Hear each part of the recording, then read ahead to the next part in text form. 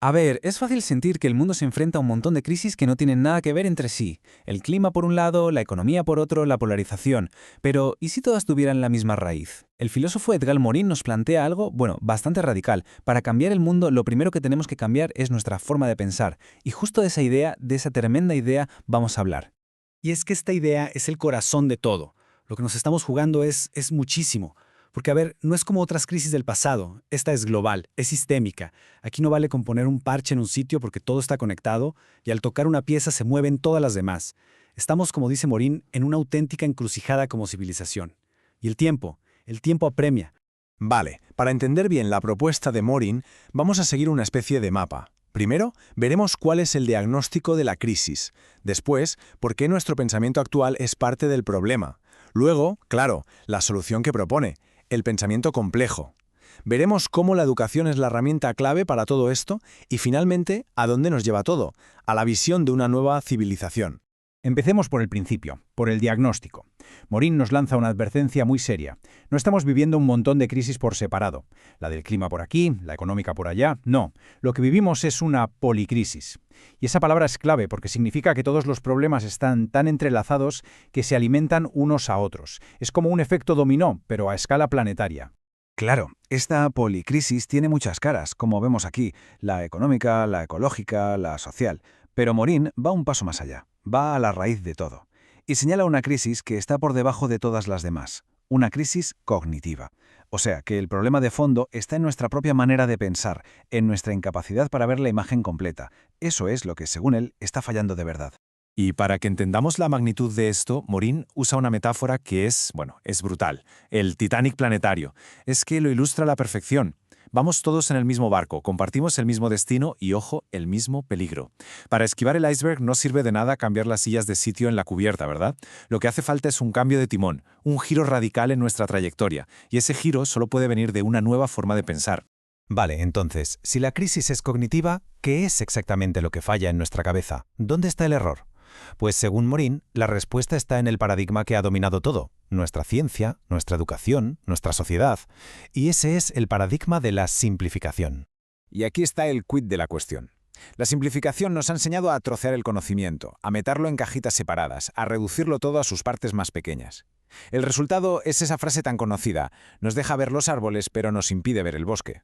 Y frente a eso, la complejidad propone justo lo contrario, volver a conectar, a entender que todo está tejido, como en un inmenso tapiz donde cada hilo cuenta. Y claro, esto tiene una consecuencia directa y brutal en nuestra educación. Al separar las ciencias de las humanidades, o la economía de la ecología, lo que hemos creado es una especie de ceguera intelectual. Formamos especialistas que son buenísimos en lo suyo, pero que muchas veces son incapaces de entender los problemas más grandes, los problemas globales. Y como dice el propio Morin, esta crisis puede ser una oportunidad para cambiar, sí, pero también nos pone al borde del colapso. Bien, si el problema es que hemos separado todo, la solución tiene que ser volver a unirlo, ¿no? Y aquí es donde entra en juego la propuesta central de Morin, el pensamiento complejo. Y ojo, que no significa pensamiento complicado, es más bien un método, una forma de tejer de nuevo todos esos hilos de conocimiento que la simplificación se ha encargado de cortar. La palabra clave aquí es religar. Es una palabra preciosa. Viene del latín religare, que significa literalmente volver a unir. Es la misma raíz que religión, pero Morin le da un sentido completamente laico. Se trata de religar los saberes, las ideas, las disciplinas que hemos ido separando con el tiempo. Es una estrategia para, en lugar de huir de la complejidad del mundo, abrazarla. Para que esto no suene tan abstracto, vamos a ver 3 de sus principios clave. Primero, el dialógico, que nos enseña que cosas que parecen opuestas en realidad se necesitan. Piensa en el orden y el desorden. La vida, por ejemplo, necesita de ambos para existir. Luego, el de recursividad. Este rompe con la idea de causa-efecto simple. Por ejemplo, la sociedad nos forma como individuos, pero a la vez nosotros, con nuestras acciones, damos forma a la sociedad. Es un bucle que se retroalimenta. Y tercero, el hologramático, que es fascinante. Vamos a verlo con un ejemplo. Este principio es una pasada para ilustrar cómo estamos conectados con el planeta. Morin pone un ejemplo muy bueno, el desayuno de cualquier persona en Europa. El café viene de América Latina, el té de la India, las noticias que leemos son de Japón. En la vida cotidiana de una sola persona está contenido de alguna forma el mundo entero. El todo está en la parte, y la parte, a su vez, está en el todo. Muy bien, ya tenemos el diagnóstico, la policrisis y la receta, el pensamiento complejo. Pero la gran pregunta es, ¿cómo llevamos esto a la práctica? ¿Cómo hacemos que la gente piense así? La respuesta de Morin es muy clara, a través de una transformación total, una auténtica metamorfosis de la educación. Y aquí nos encontramos con la paradoja central, el gran desafío. Es un bucle, un pez que se muerde la cola. No podemos reformar la escuela si antes no hemos reformado las mentes, pero es que tampoco podemos reformar las mentes si no reformamos primero la escuela. ¿Qué significa esto? Que ambas cosas tienen que pasar a la vez, en un proceso simultáneo donde una cosa alimenta a la otra constantemente.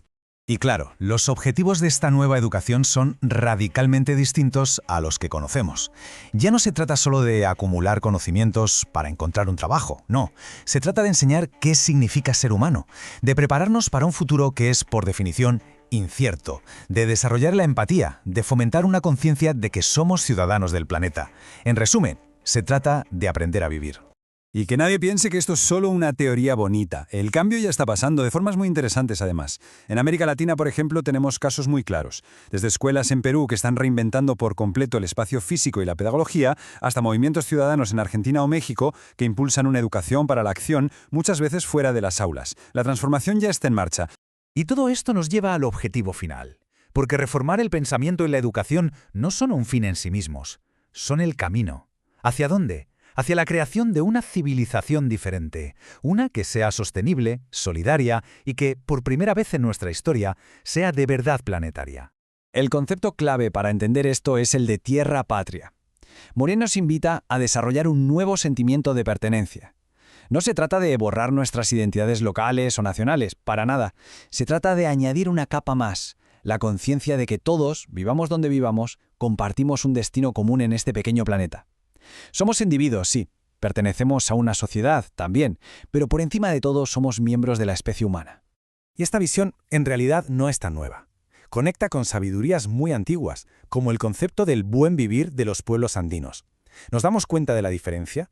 Nuestra cultura actual busca vivir mejor, que casi siempre significa tener más que el de al lado. El buen vivir, en cambio, propone vivir bien, que es vivir en armonía, en equilibrio con la comunidad y con la naturaleza. Es una alternativa radical a nuestro modelo de crecimiento infinito. Y con esto cerramos el círculo. El punto clave, el que lo une todo, es este. La educación se coloca en el centro de todo el proyecto. Ya no es un sector más de la sociedad, no es un mero servicio para preparar mano de obra. Se convierte en la palanca, en el motor fundamental que puede y que debe impulsar esta metamorfosis que tanto necesitamos a nivel global. Así que terminamos con una pregunta que es a la vez un desafío y un rayo de esperanza. Ante una crisis total que nace, como hemos visto, de una forma de pensar, ¿puede una transformación profunda de la educación ser la clave no solo para sobrevivir, sino para crear un futuro más humano, más sostenible? La obra de Edgar Morin nos sugiere que no es que pueda, es que debe serlo.